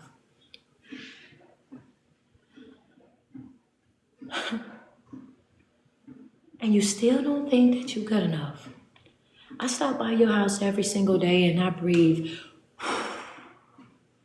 breath into your body. I wake you up every single day. I give you activities of your limbs. I clothe you in your right mind every single day. I give you new grace. I give you new mercy. And you don't use it.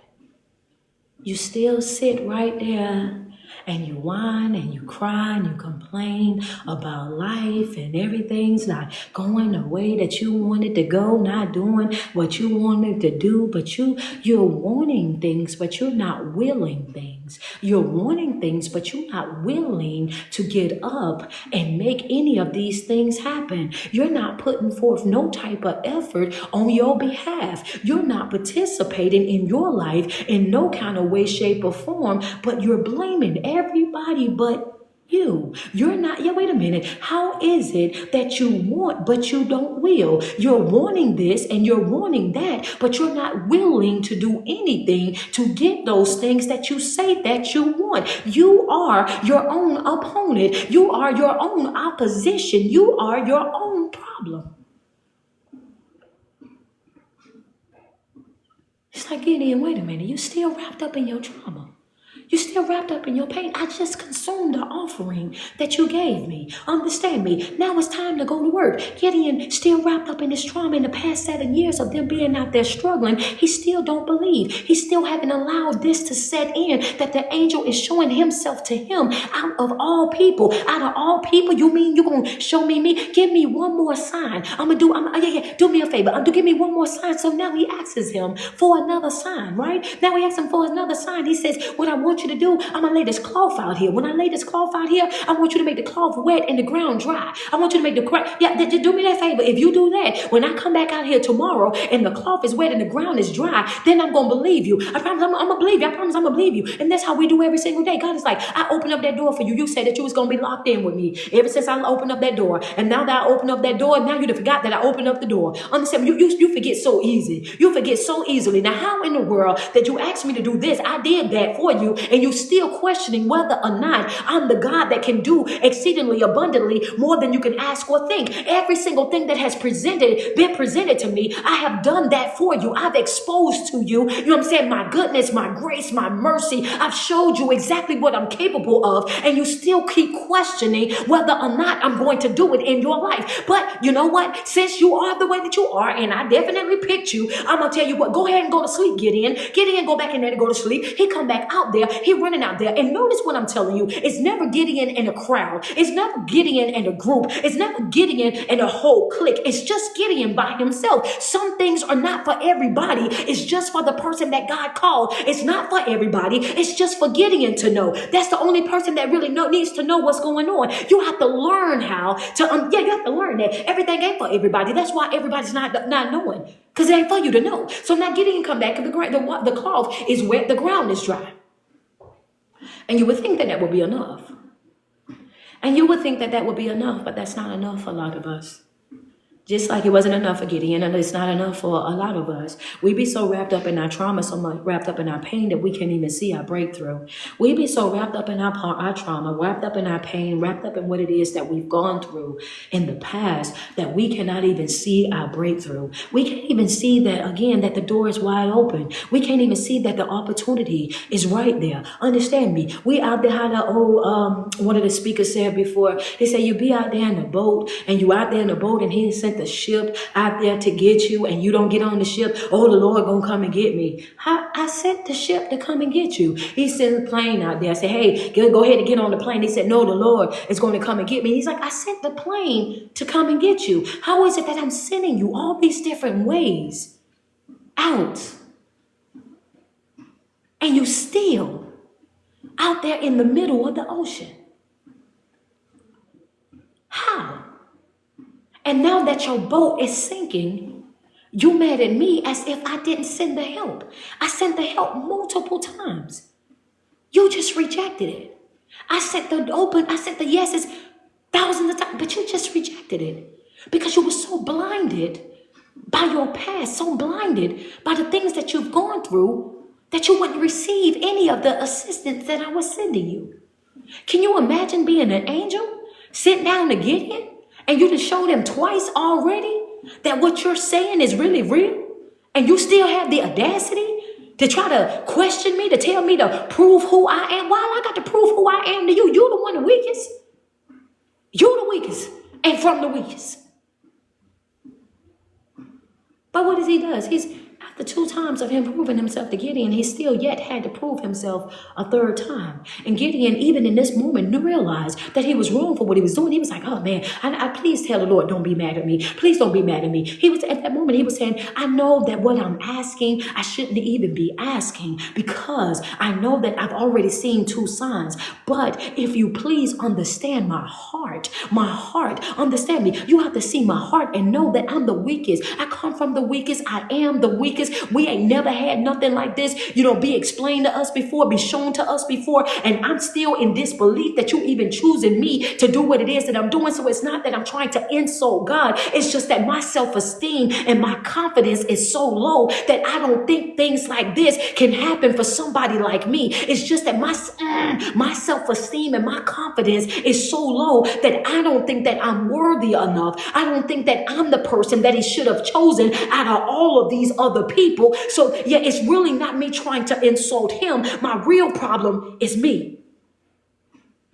He said, my real problem ain't even everybody else. My real problem is me. My real problem is I don't see myself the way that God sees me. I don't see myself the way that God sees me. So I'm constantly settling for less than what I deserve. I don't see myself the way that God sees me. So I'm constantly settling for less than what I deserve. I don't see myself the way that God sees me. So I'm constantly settling for less than I deserve. So when I settle for less than what I deserve, then I live a life full of suffering. So I suffer in every area of my life because of the settling that I have done in every area of my life. So now I'm here.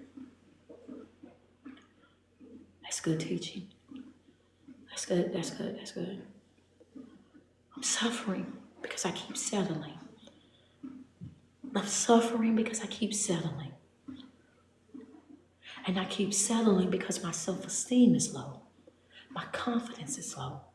I'm settling because I don't think that it can happen for nobody like me. I don't think that I'm good enough for it. I don't think that I'm worthy. I don't think out of all these people, I be looking at other people and all I see is greatness in other people, and I don't see that greatness in me. And I see other people and I see them, and they got a better shape than me. They got another color than me. They got more than me, and I don't feel like I can do it. And he said, baby, this ain't about skill. This is about will. Understand me. Greater is he that is in me than he that is in the world. And when you allow me to dwell on the inside of you, there's no man nor woman walking God's green earth rawer than me. Understand me. They can't do what I can do inside of your life. All I need you to do is slide over to the passenger seat and allow me to drive your vehicle. That's all I need you to do. I can do exceedingly and abundantly more than you can ask or think. I can put you in rooms that you never thought that you would be in. I can put you in environments that you never thought that you could be in. I can have you living and being and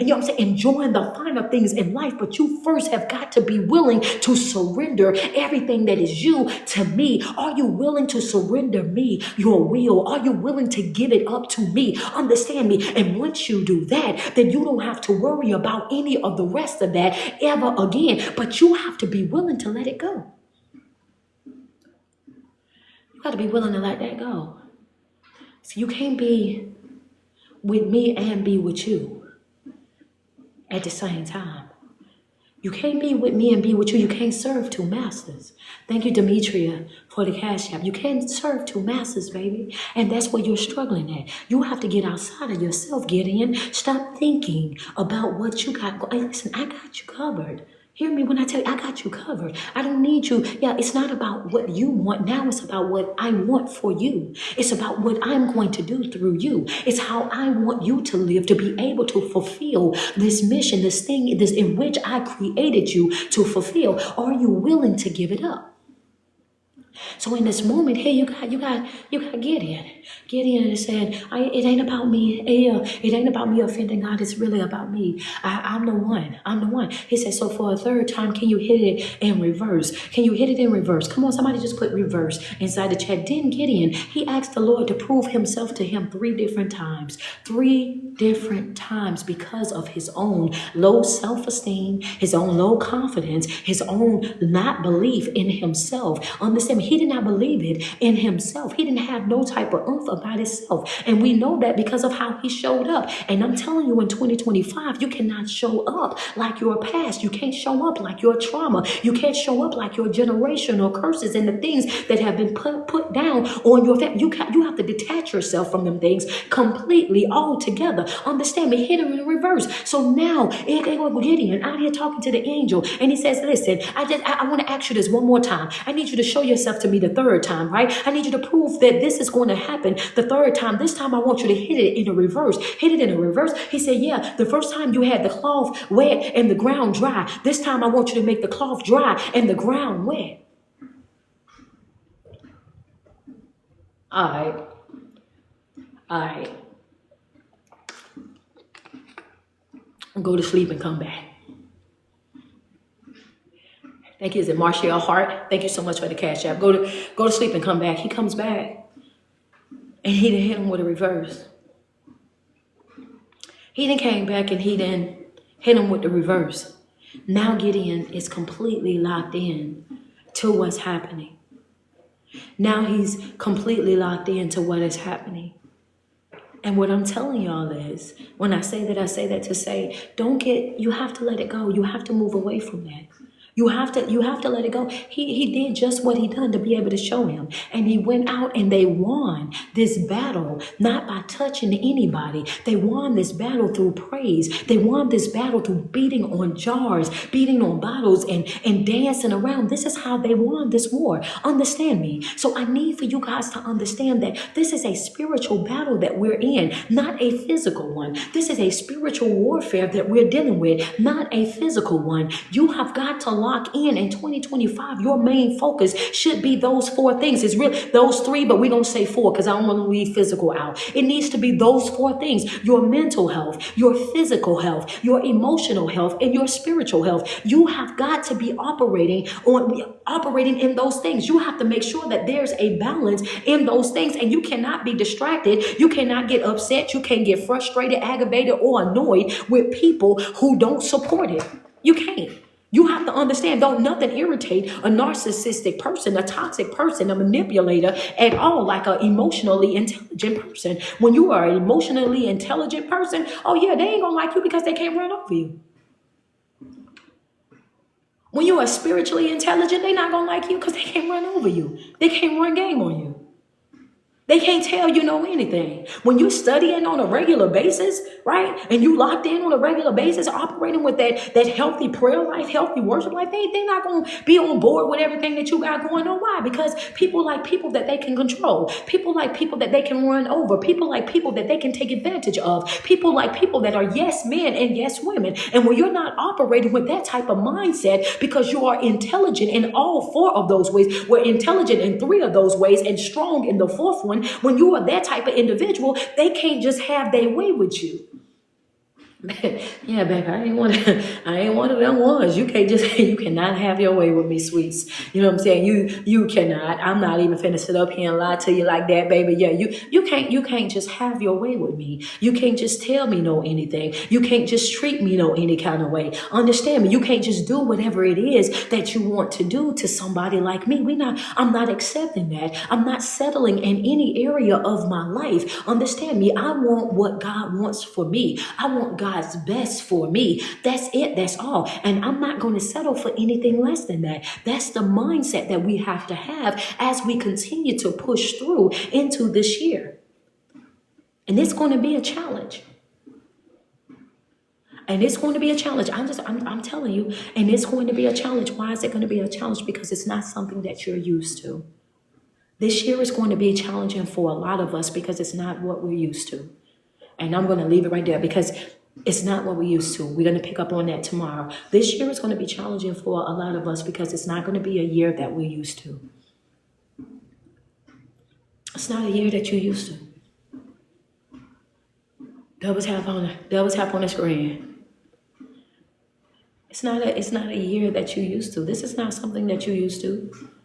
Baby, you ain't used to winning like this. You ain't used to winning like this. You ain't used to being in peace like this.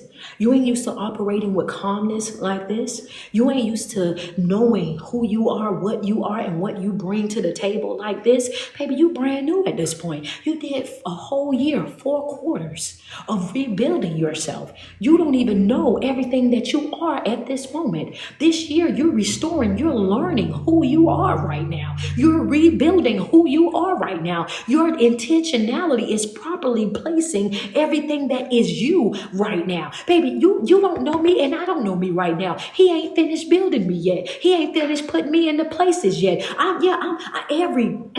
That's tomorrow. That's tomorrow. Y'all about to, go ahead. Y'all go ahead. No, y'all, that's tomorrow. I'm not finna let y'all do me like that. We already been on here for 2 hours, y'all. We done overstayed our welcome already. We about to get up out of here. Y'all not finna do me like, this ain't what we used to. This ain't what we used to. This ain't what we used to right here. I got to write something down.